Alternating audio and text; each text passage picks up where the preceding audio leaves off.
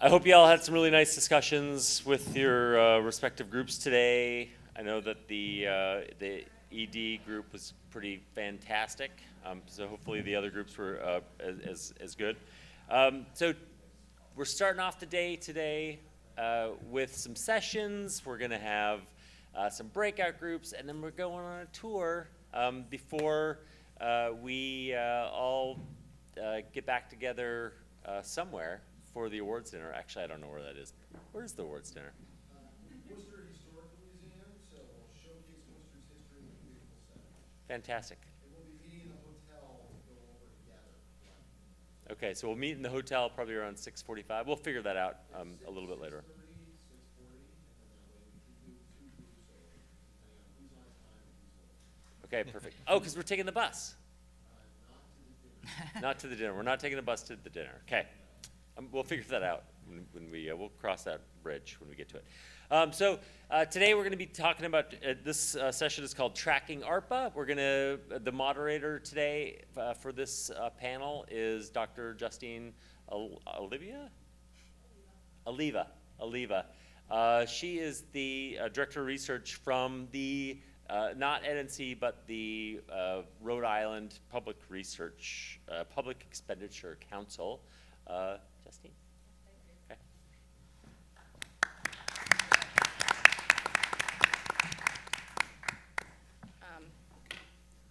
When I was interviewing for my position, I spent a lot of time just trying to remember the name of the organization pre-interview. So yeah. So just these lights are very bright. Okay. Justine Oliva, Rhode Island Public Expenditure Council.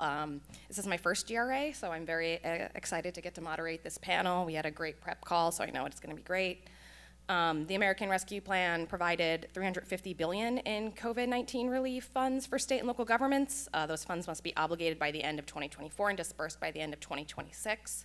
I know at RIPEC we spent considerable time thinking about what an effective and transparent use of these funds would be by state government. And then more recently we've been looking into, how can we analyze and make sense of how our local governments have started to encumber and expend these funds. So I know that's the case all over the country. I'm going to copy the panels from yesterday and allow the panelists to introduce themselves. I thought Glencora could kick us off. You've been tracking local government spending at the national level, so if you want to provide that overview for us. Sure. Hi, everyone. It's great to be here. My name is Glencora Haskins. I'm the Senior Research Analyst and Applied Research Manager at Brookings Metro, at the Brookings Institution.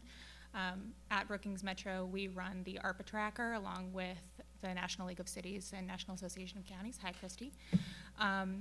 And so we focus mainly on the largest local governments, those tier 1 cities and counties with over 250,000 people, which make up about $65 billion of that $350 billion.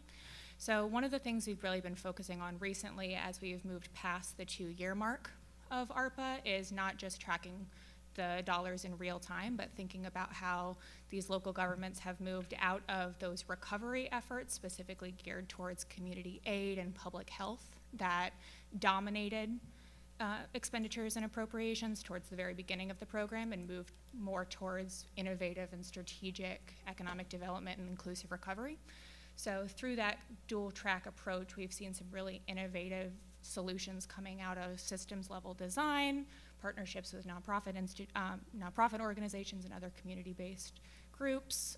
And that's really important because even though the American Rescue Plan is really a one-time thing, it's not going to be around for much more than a couple of years. We now know that this is the first of many federal programs that have come down the pipeline, including the IIJA and IRA, and many of these dollars are going to go into the same communities that are spending these American Rescue Plan dollars. So thinking about how communities can not only use these dollars strategically and effectively, but track those dollars and make sure they're communicating about their effectiveness and impact is going to be really important for both transparency reasons, accountability reasons, and effectiveness reasons. So. Thank you. All right, Doug, do you want to? Sure. Yeah. Doug Howgate, president of the Mass Taxpayers Foundation, and thrilled to be here. Thanks so much for the invite. This is also my first GRA. And so MTF, we look at fiscal economic issues from a state perspective. And, as we were talking about this during the prep call, really, and thinking about how we tracked ARPA, really kind of broke it down into a few categories. You know, we track the state budget every year, right? And we've got a kind of an apparatus in place for how to do that. And what was really fun and interesting, but also slightly terrifying about ARPA was it was kind of like a funhouse mirror version of that, right? Where you kind of had to create that architecture for tracking this whole new thing in real time, right? And for our ability to do the analysis we wanted to do and be the resource we want to be for the public, for policymakers, we wanted to make sure we knew what was in the bill, knew it quickly, and knew how it affected Massachusetts, right? There were a ton of great summaries out there about the national level summaries, but every state, every locale is a little different in terms of how the programs maybe interacted with either the priorities or what was going on. And so the first thing we had to figure out was what was in the bill, right? And we published early on a long kind of, I won't call it a section by section because it was a 1,400 page bill, but hopefully a pretty intensive summary of what was in there for Massachusetts. And that really served two purposes, right? It was to try to let folks know that we were going to be an ongoing resource for them to ask questions about what was in the bill. And also we needed to get up to speed, right? So that was number one. And then number two is we thought about the transparency and tracking the effectiveness. We weren't quite sure how quickly the state was going to move.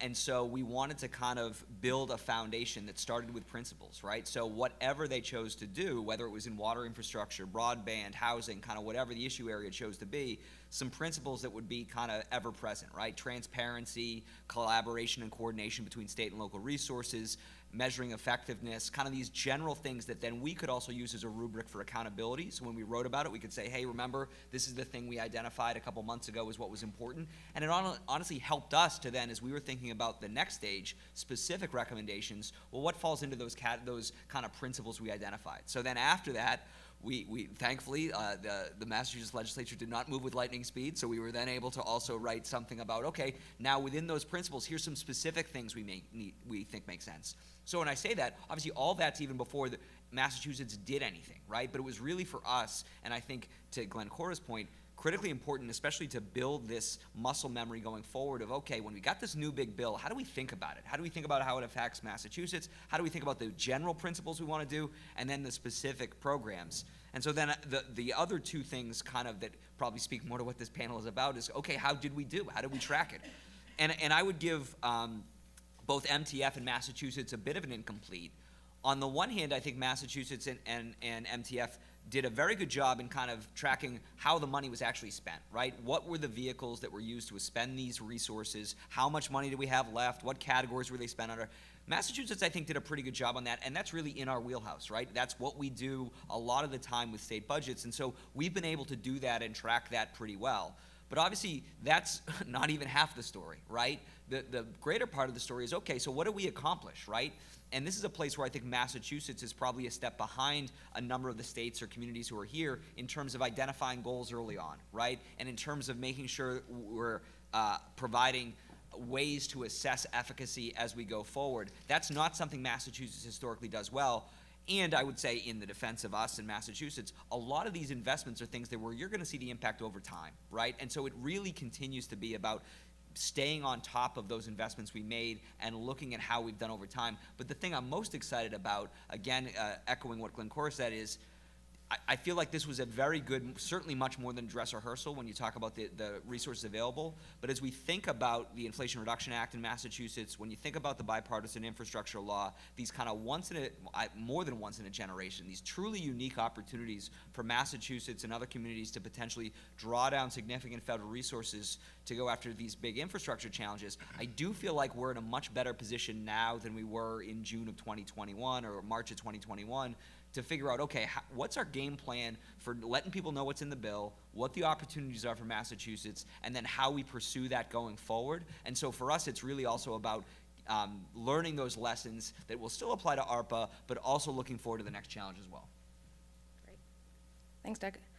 Stephen, I'll turn it over to you. You could give us a local perspective, perhaps. Great. Thank you all. So I'm Stephen Stuart from the Bureau of Governmental Research in New Orleans. And what I'd like to do is just kind of give you a local perspective on the sort of a case study that we researched on the city of New Orleans and how it's been its allocation. So in 2021, the federal government allocated $388 million in ARPA funds to the city of New Orleans. It was by far the largest award to a local government in Louisiana. It equates to about $1,000 per New Orleans resident, about 59% of the city's pre-pandemic general fund recurring revenue, which was an amazing amount of money. 40% of our pre-pandemic budget paid for police and fire. So when you think of the magnitude of the funding, it was a tremendous infusion.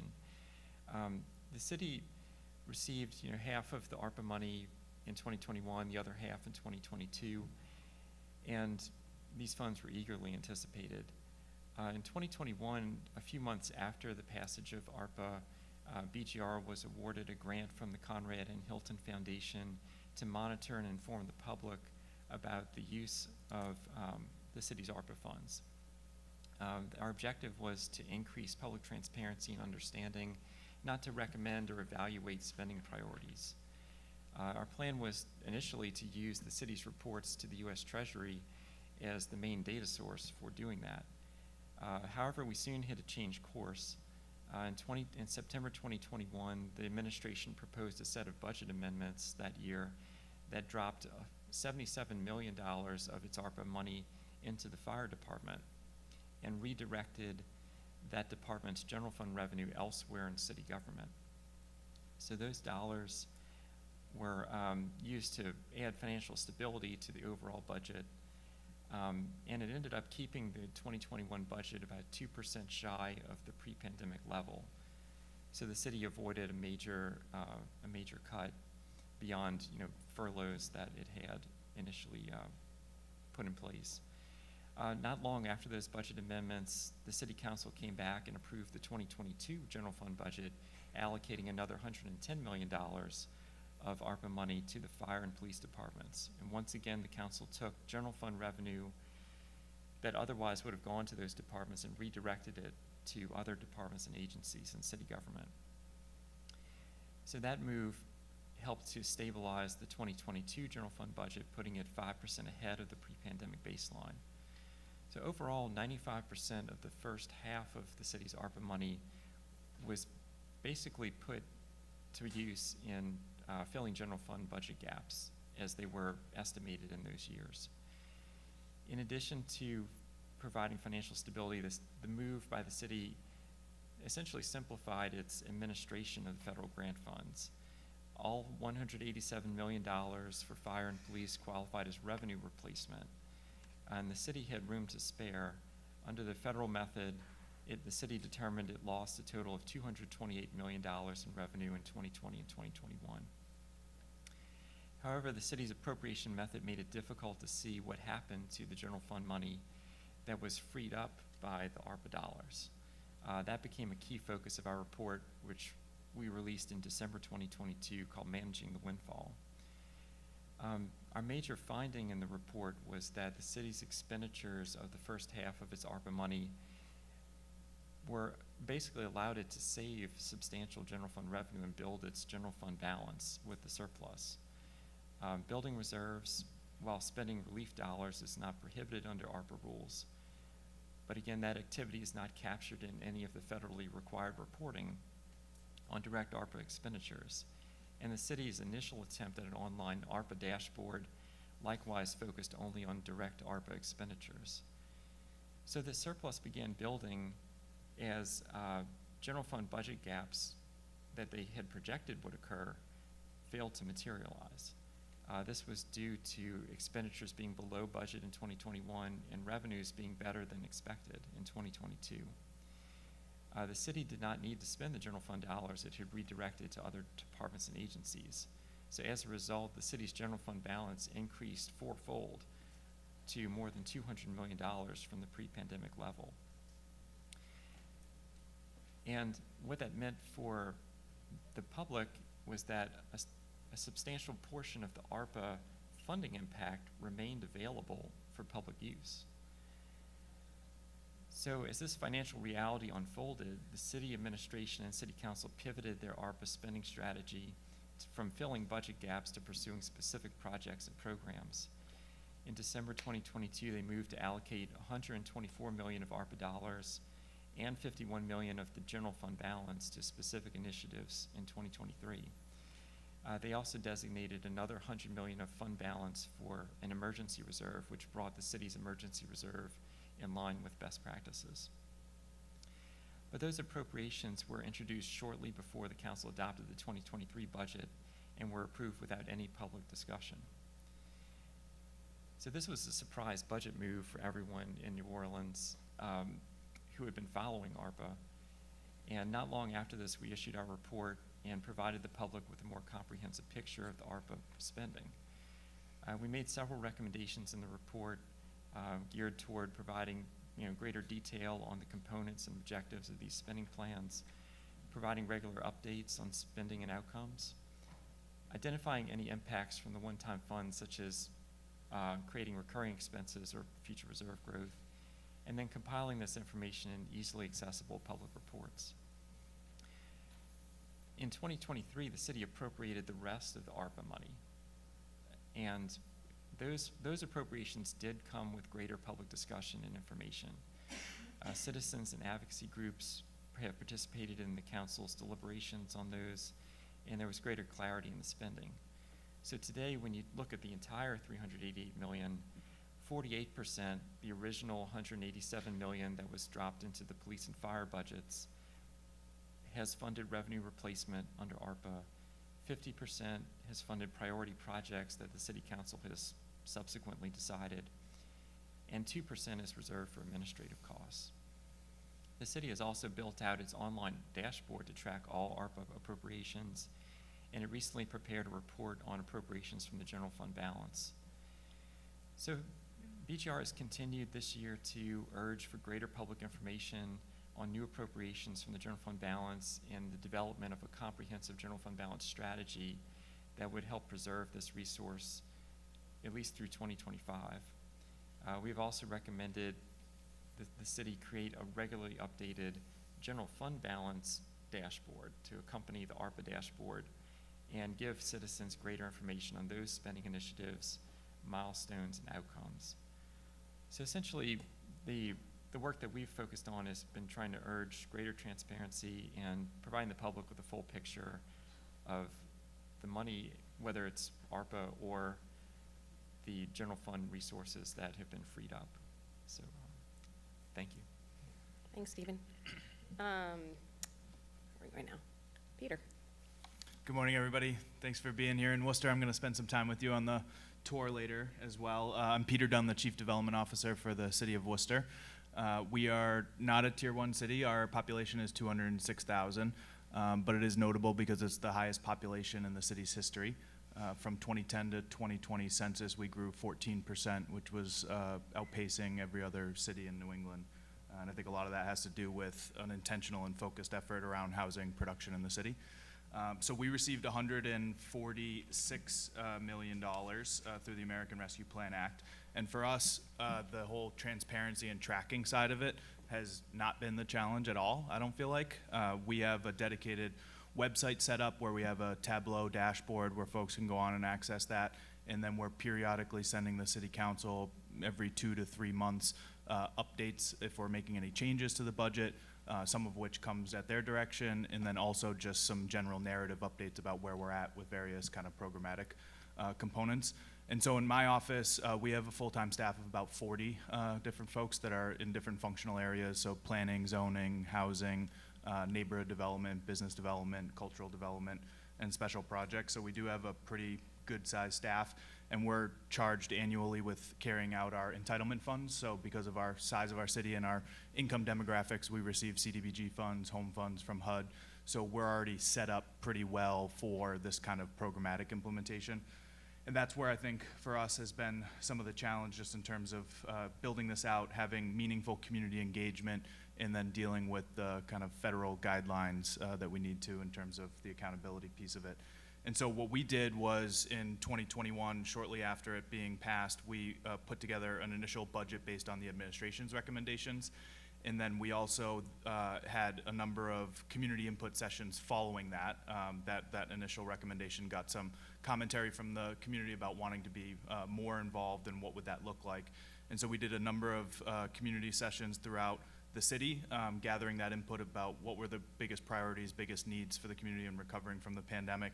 And then we submitted an updated budget at the end of 2021, which I would note is before they actually came out with the final rule. So we have these great ideas and have this updated budget, all this community engagement about what we want to do with the funding. But then in 2022 was when Treasury issued the final rule. And that was a little disappointing for us just because of the commentary around ARPA from the beginning was that it's not CDBG, it's flexible, communities can use it however they want in terms of responding to the negative impacts of the pandemic. But then when we get a 450-page document on the final rule referencing all of the Code of Federal Regulations, it's very much like CDBG, unfortunately. And I think that that's been a challenging thing to then communicate to our community partners because our office, because of our experience with entitlement funds and working with the community, we're administering about $70 million of the 146. So we did not use it to, supplant or look at general fund revenues beyond the small amount of revenue recovery. So of the 146 million that we got from ARPA, about 16 million was revenue recovery, which was very documented impacts on our general fund from the pandemic specifically. So a lot of the other expenditures are obviously in other categories that are eligible, and 70 million being what we call our community-based initiatives.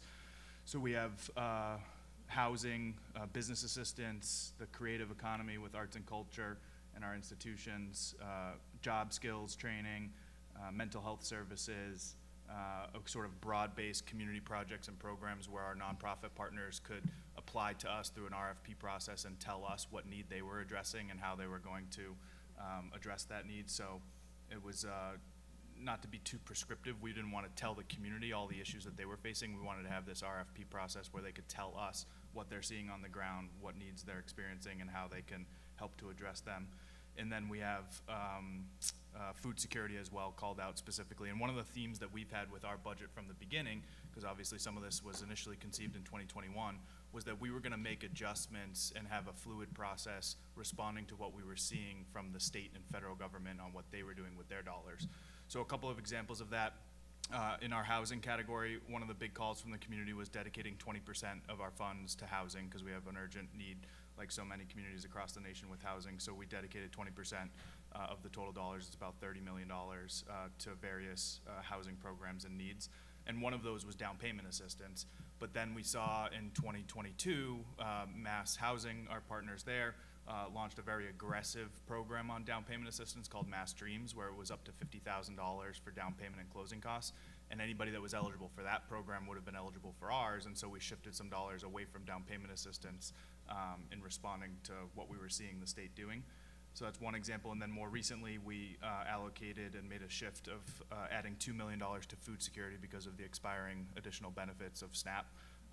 So I think we've carried through with what we communicated from the beginning about, making sure that we're keeping an eye on the persistent needs, the emerging needs, and making those adjustments as we go to make sure that we're doing the best we can to meet all of the needs of the community. And so, we can talk more about the approach, but that's a general overview about kind of where we're at. We're still in the process of getting a lot of those dollars out right now. We have basically our entire budget is what I would call allocated, and a lot of it is committed by contract at this point, but in terms of actual expenditures of the $146 million, the dollars out the door right now are $30 million. But we have tens of millions more committed under contract, and then all of the other ones are certainly allocated to different areas, but in things like water, sewer infrastructure, it takes time to design and get that, all of the contract documents together and all of that. So we were pleased that with the whole debt ceiling crisis that they decided not to revisit the timelines associated with the state and local fiscal recovery funds, because that's the balance where we wanted to make sure that we had the community engaged in the process and have a very kind of robust and equitable process, but that takes time. And so in order to get to where we were today, where we feel comfortable with the budget, it took a lot of time and effort in making sure that that engagement was there and that we're thinking about all of the different ways of having equity manifest in the process. Thank you. I have a lot of questions, but I think first, it's it's very notable. Peter, you noted only 16% went to revenue or rent to revenue replacement funds in Worcester. So far, across Rhode Island, that's very much not what we're seeing with most of our local communities. We're seeing the majority of our communities take all of it as revenue replacement. And I'm just wondering, from anyone on the panel, the extent to which that matters or that is a problem. Is it a problem? If so, how do we address it? If not, why not? I can jump in from Massachusetts in that I don't, so to me, there are two issues going on. So Massachusetts got $5.3 billion and was able to use 73% of it for revenue replacement, right? But because you saw that in two separate bills, appropriations bills, outside of the normal legislative process, and I think the expectation at the time was really that these resources were going to be used to support housing investments, things like that. And oh, by the way, instead of having this catastrophic revenue picture that we thought at the time, we in fact had a significant budget surplus. And so there was not a concern that we weren't going to be able to balance the budget.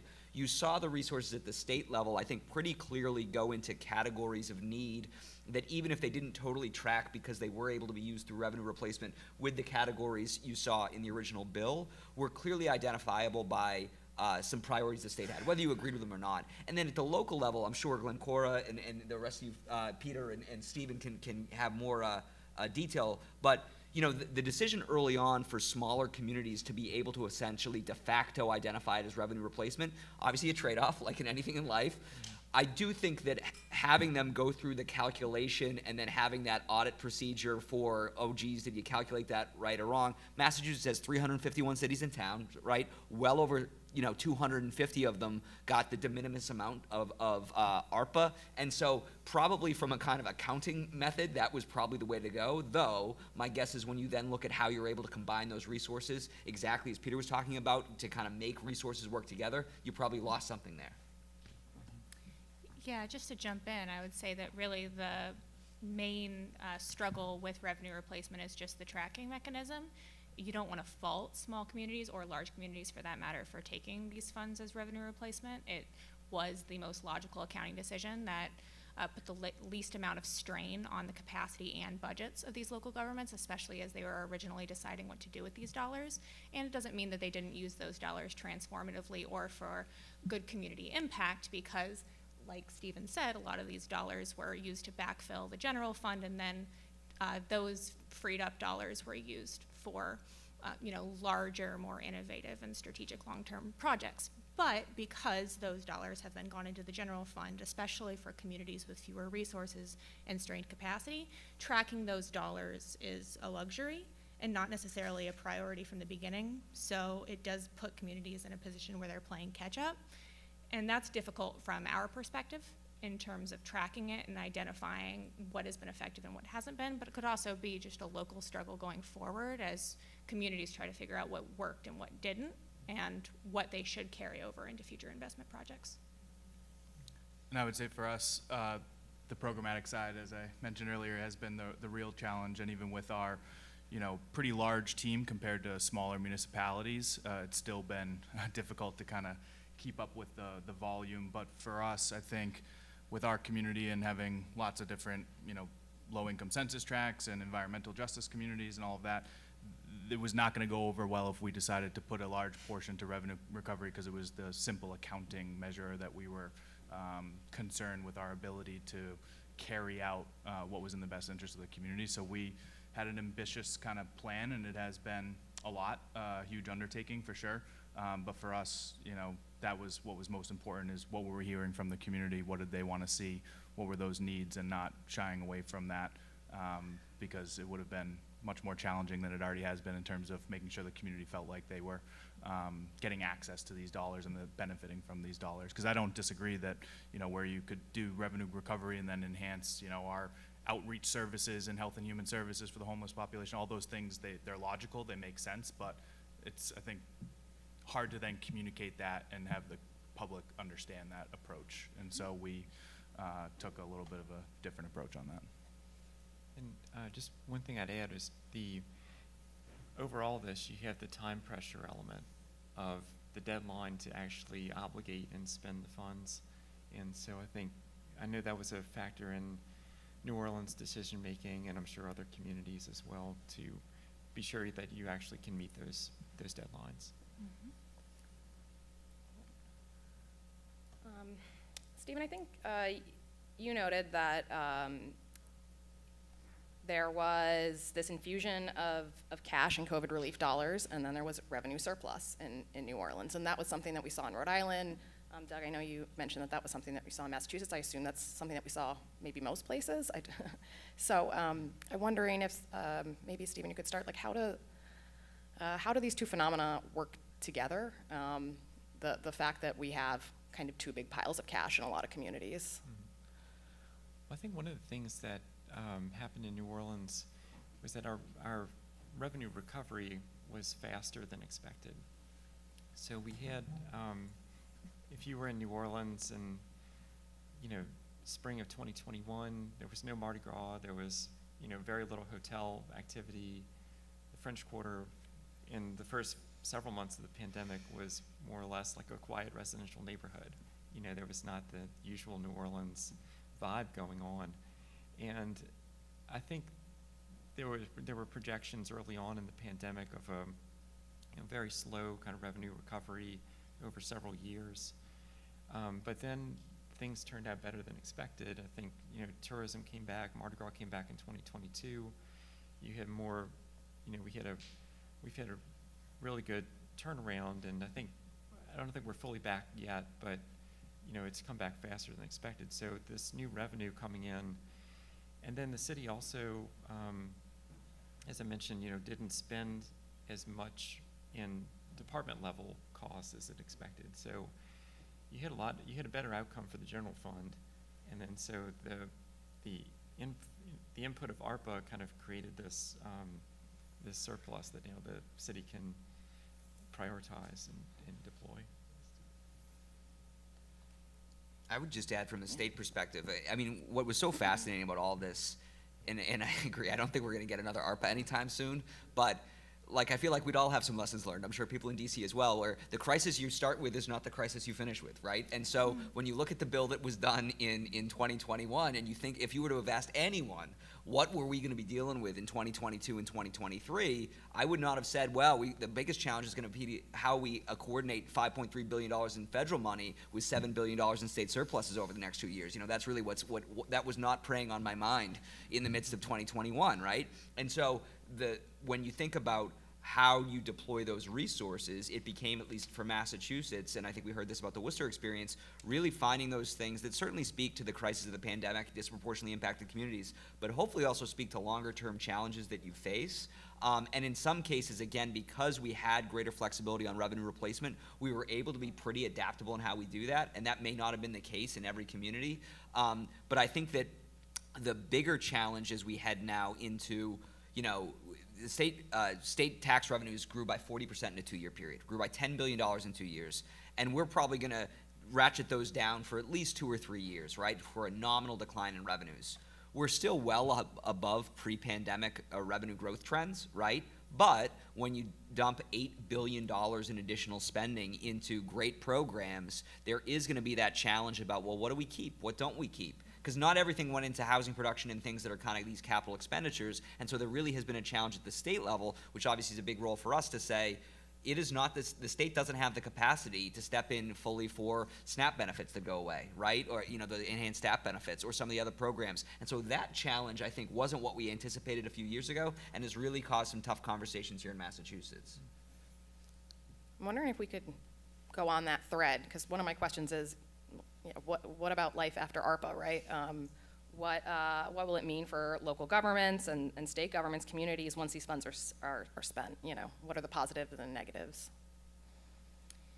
Yeah, I mean, one of the largest strategic challenges, I feel like, with these piles of cash in local communities is just, it's not as though you can do anything you want with them, not just for restrictions on the actual use of the funding, but just because you need to make sure that the use of those funds are sustainable. So either really investing in infrastructure that'll be around after the dollars are gone, or investing in programs that can stand on their own, either through non-governmental support or through some new revenue stream that's been identified.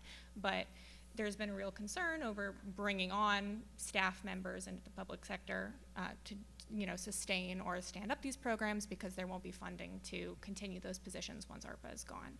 So In terms of thinking long-term, one of the things that we've seen with some of the more effective strategies is identifying those alternative revenue streams, either through revenue generation, the nonprofit sector being willing to stand up and take over operations once some capital expenditures have, been deployed, and then just, thinking about ways that they might be able to leverage these dollars now against incoming federal dollars from the IIJA and IRA. Yeah, I think that's a really good point. One of the kind of, I think, shifts that our budget saw from the original recommendation from the administration to what it is today after all of the community engagement was that we had more capital type investments that would have long-term impact versus a lot of the community concern and their input was about the sort of more temporary immediate needs that they were seeing that might be more programmatic.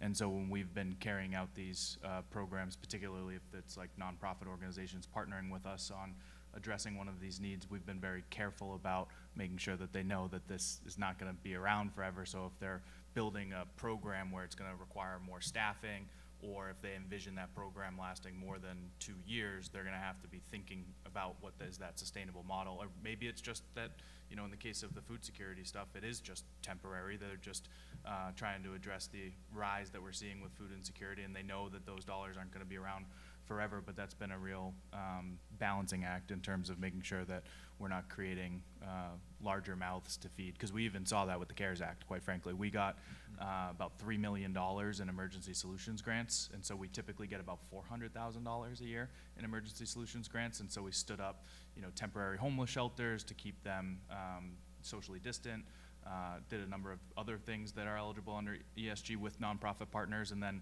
CARES Act went away. And then we had the $400,000 the next year, and then we were getting requests for $1 million here and $2 million, and we said we can't do that. We don't have those resources available.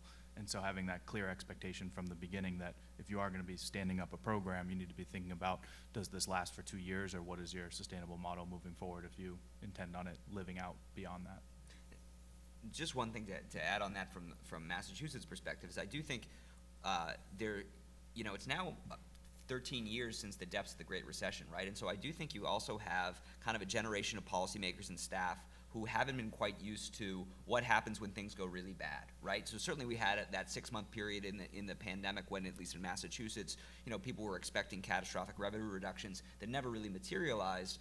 But what one of the messages we've tried to put out there is, when you think about the state's fiscal sustainability, making some of these programs permanent at a time when we have a revenue largesse doesn't really account for how you're going to prioritize tough decisions in 3 or 4 years. And that some of these things, the benefit of spending on a program through the budget, especially an infrastructure program, but even something like school meals in Massachusetts, right, where the federal government really stepped in terms of expanding school meals. And the debate going on here in Massachusetts is, okay, so we want to expand what the state does for school meals. Is that a permanent program, or is that something we step down?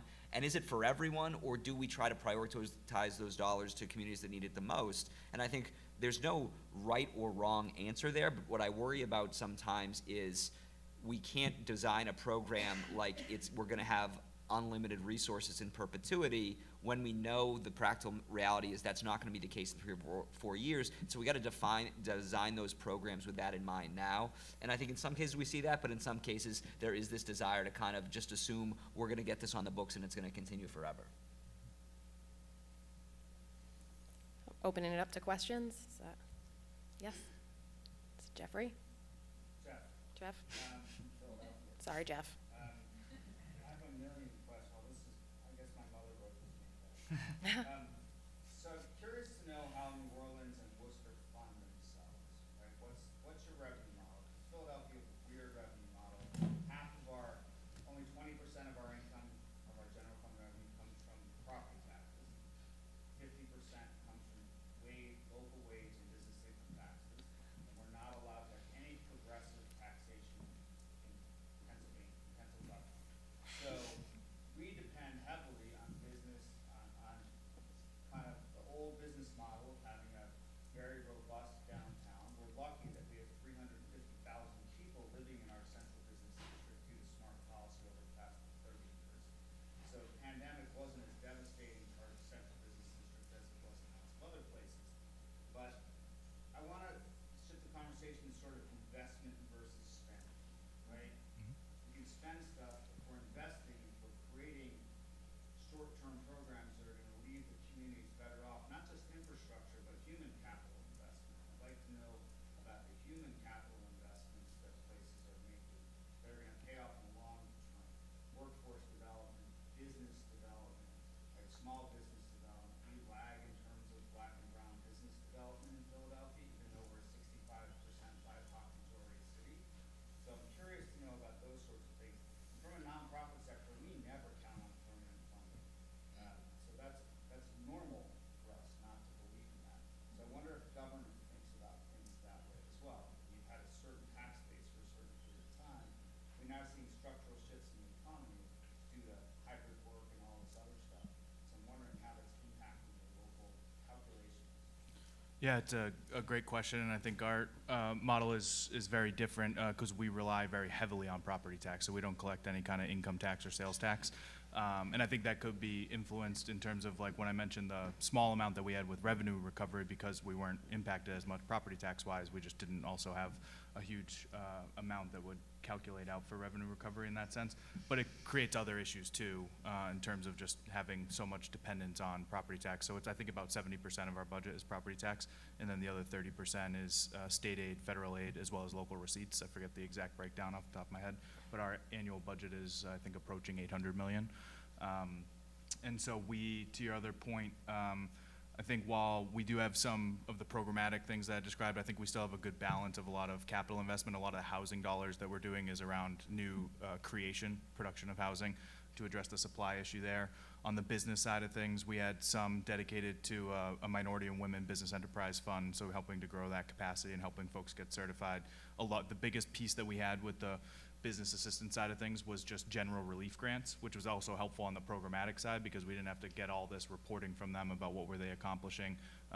We know that they were affected. They gave us information about how the pandemic affected their business, so we were doing business grants from $10,000 to $20,000 and did 250 of them. In terms of on the nonprofit, so our community projects and programs I described that was kind of broad-based, it was about half towards programmatic and half towards capital. So also trying to work with our nonprofits and have them see how they could better position themselves for the future by trying to get some of the capital dollars. And in two cases, we have two important food security organizations, the Regional Environmental Council and the Worcester Regional Food Hub.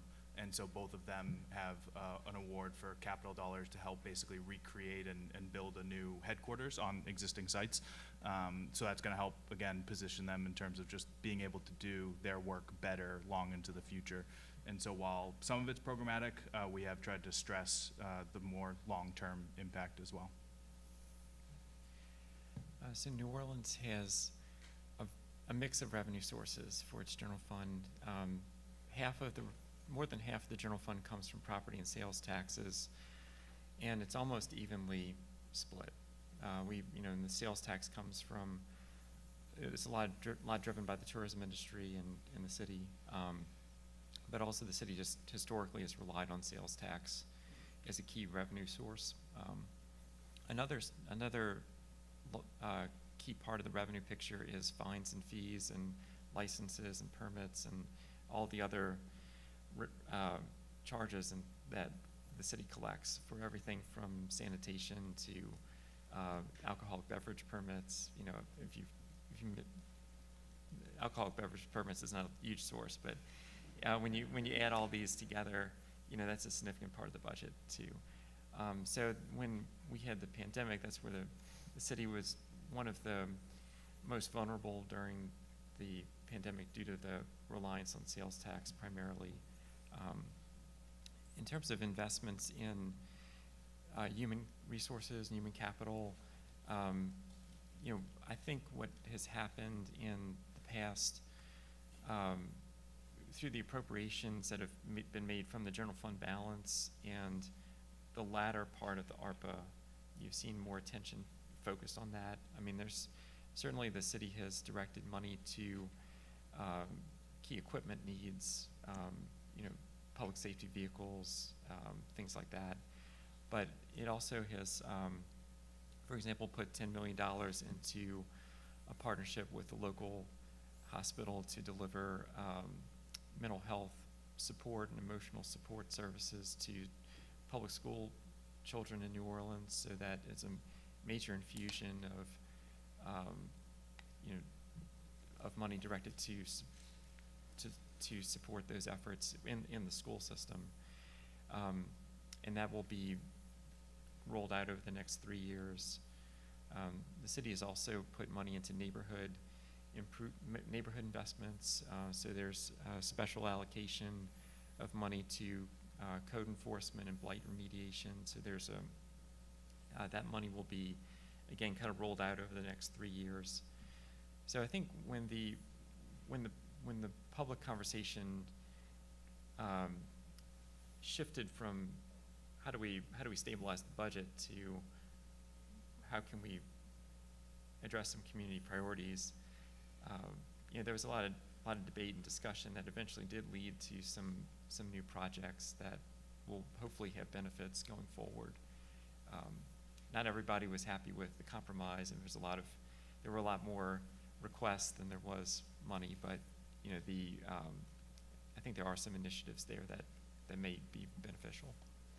Stephen, maybe actually think too, just something to note is that in addition to our $146 million that the city of Worcester received, our Worcester Public Schools received $90 million on top of that. So we don't have a lot. I think there's just $10 million that we're doing ADA upgrades to certain facilities because we kind of share the facilities function. But we haven't used the $146 million for a lot of education, but to your point on human capital, and that's obviously, I think, where it resonates most. But we, just to put it into perspective, so we received $146 million in ARPA. We have a high school under construction right now at $350 million. And then we opened a high school 2 years ago for $270 million. So it would just not even get us anywhere in terms of building new school facilities. So we're making those investments in other ways.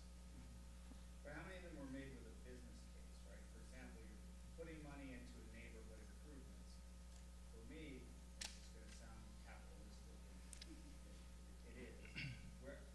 Is there an eye toward eventually boosting property values so you're going to have incremental tax revenue benefits in the future?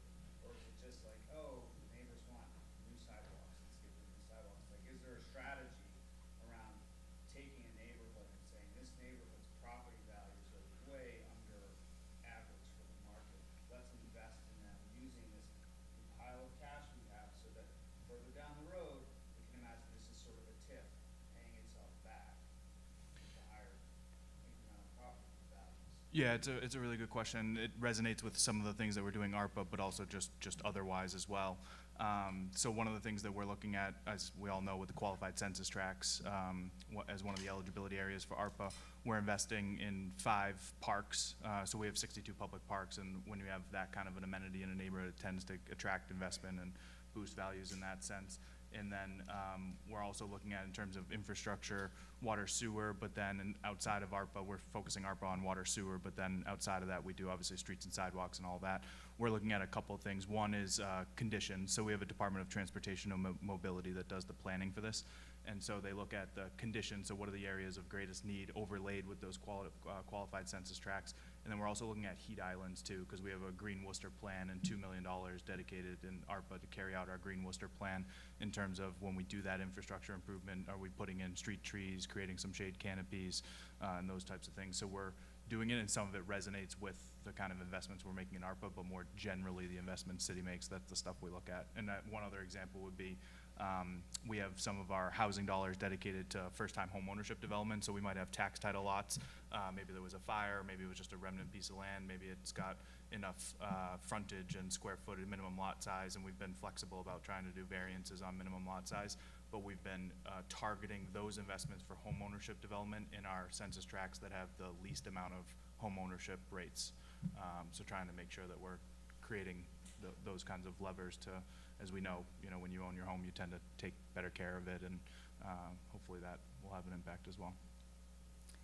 A lot of local governments do have somewhat of an idea of why their commercial corridors and neighborhoods are struggling, so they've taken a really kind of diverse approach to that kind of redevelopment and revitalization just based on whatever their individual issues are. So even if individual projects seem geared towards things like violence reduction and community safety versus direct small business revitalization, a lot of that still comes back around to the idea that they're hoping that in the future they'll have created a more vibrant community that is more economically productive, even if that is just streetlights.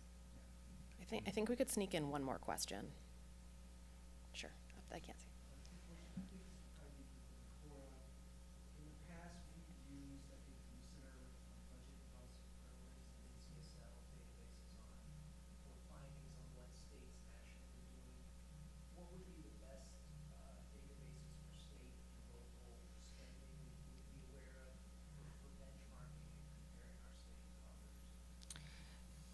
So just to give a shout out to our ARPA tracker for local governments, we tend to, think of ourselves, or at least try to be a good central repository for information on local governments. For state expenditures and appropriations, I believe it's the National Governors Association, or can't remember exactly what its name is, but there is or it's the National Governors Conference, I believe, that does a decent amount of tracking on ARPA at the state level.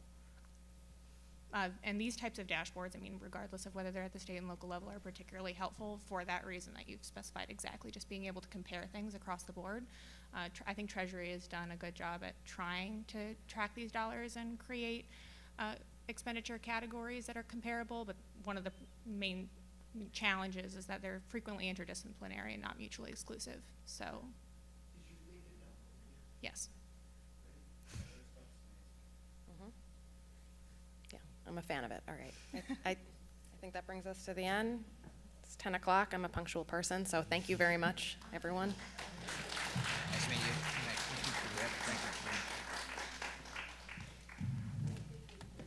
Thank you. All right, folks, we have a break until 10:15, at which time we'll be talking about public workforce shortages.